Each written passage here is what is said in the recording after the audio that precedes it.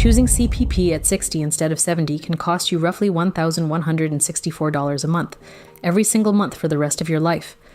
That's the gap between the worst age to start and the best one, and once you pick, it locks in permanently. Nobody hands you that number when you apply, but it's sitting in plain sight in the government's own rules. I read the fine print so you don't have to. Every Canadian who reaches 60 faces this exact decision, and the spread between the worst and best age runs to hundreds of thousands of dollars over a full retirement. Today I'll show you 3 moves. Estimate your amounts, compare them against your other income, and verify your record, so you never guess on the most expensive date on your calendar. Here's the number. Everything hangs on. $1,507.65. That's the maximum monthly CPP retirement pension at age 65 in 2026, according to Edward Jones Canada, citing the Government of Canada. But here's the part nobody tells you. That figure changes dramatically depending on the age you pick, and the change never reverses. 3 moves today. Estimate your income at 60, 65, and 70, compare CPP against your other retirement income, and verify your contribution record is correct. Each takes under 20 minutes and every tool is free. The first money leak is the permanent actuarial adjustment. According to the Government of Canada, CPP is cut by 0.6% for every month you claim before 65. That's 7.2% a year, up to a maximum 36% reduction at age 60. The standard start age is 65, but you can start as early as 60 or defer to 70. What matters is this. The reduction is permanent, not temporary. Let's make that concrete. On the 2026 maximum age 65 amount of $1,507.65, starting at 60 implies roughly $964.90 a month, while waiting to 70 implies about $2,129.20, per Government of Canada rules and Edward Jones figures. That's not a rounding difference, it's it's more than double for identical contributions. The second layer is the income you forgo by claiming early. The Government of Canada says CPP rises 0.7% for every month you delay past 65, 8.4% a year, up to 42% more at 70. And this is inflation-protected income, so the gap between 60 and 70 isn't a one-time difference. It's a permanent monthly spread that compounds over a retirement lasting decades. So you're really choosing between 2 locked-in outcomes. Start at 60 and you get money sooner, but bank a 36% smaller check for life. Wait to 70 and you get a 42% bigger check, inflation-protected. But you have to bridge the gap in the meantime. The cost of inaction is picking blindly, because whichever you choose, the Government of Canada makes it permanent. The myth is that taking CPP at 60 is the safe choice because you start getting paid sooner. The fact from the Government of Canada is that early claiming is a permanent 36% cut at age 60, while delaying to 70 raises the pension by 42%. Sooner isn't safer, it's just smaller. Put the 2 costs side by side. The monthly gap between age 60 and 70 is about $1,164.30, per Government of Canada and Edward Jones figures. That's $13,971.60 a year.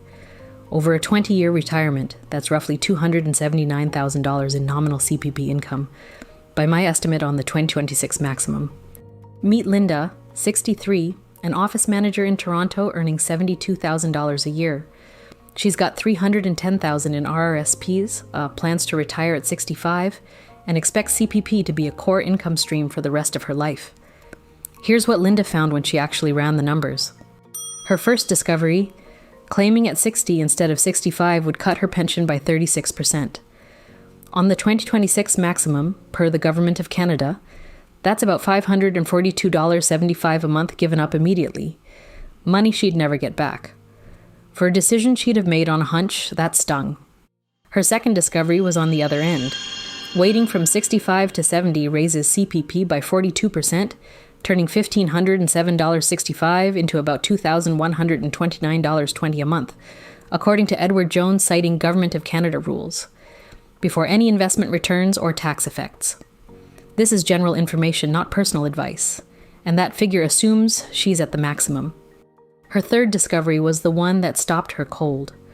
The gap between starting at 60 and starting at 70 is about $1,164.30 a month, $13,971.60 every year for life, based on the 2026 maximum per the Government of Canada.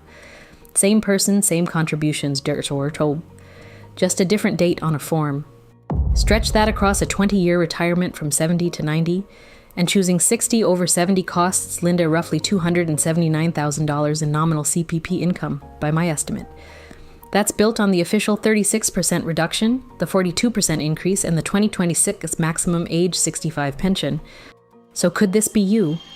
You've never checked your CPP estimate at 60, 65, and 70.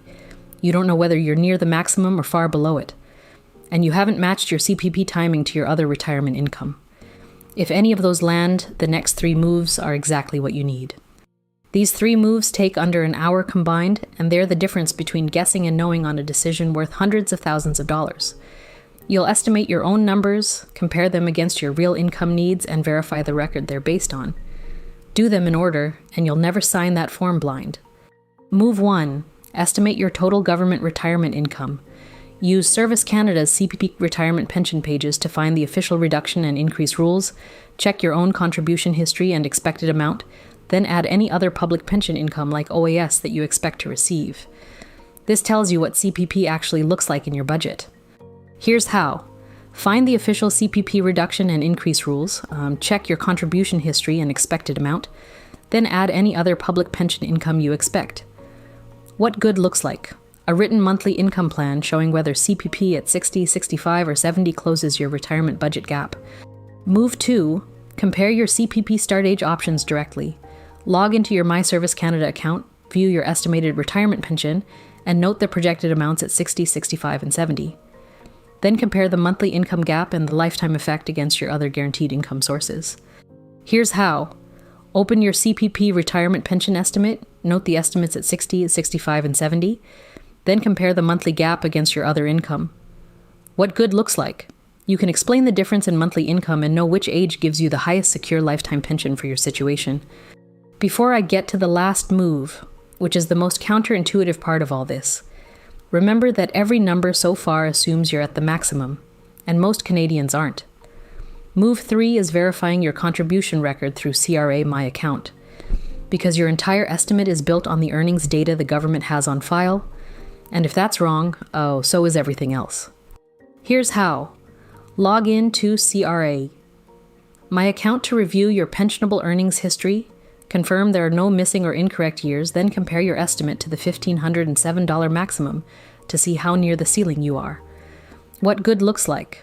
An estimate built on accurate data, and a clear sense of whether delaying meaningfully boosts your benefit. If breakdowns like this help, subscribe. The next one's already coming. Why now? In 2026, the maximum CPP at 65 is set at $1,507.65, according to Edward Jones, citing the Government of Canada. The claiming rules remain in force.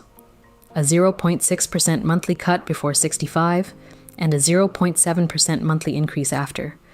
And the Government of Canada confirms there's no benefit to waiting past 70, because the maximum increase is reached at that age.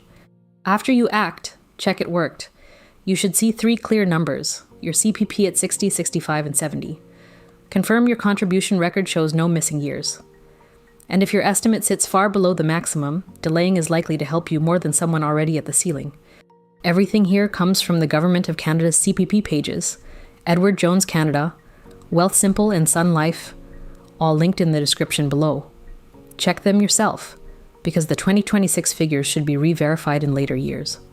So now you know how the CPP start age permanently sets your pension, and how to model 60, 65, and 70 for yourself. Next, I'm covering the OAS clawback, the quiet rule that takes thousands back from retirees who thought they'd earned it. That clawback catches people who did everything right, and most never see it coming until the money's gone.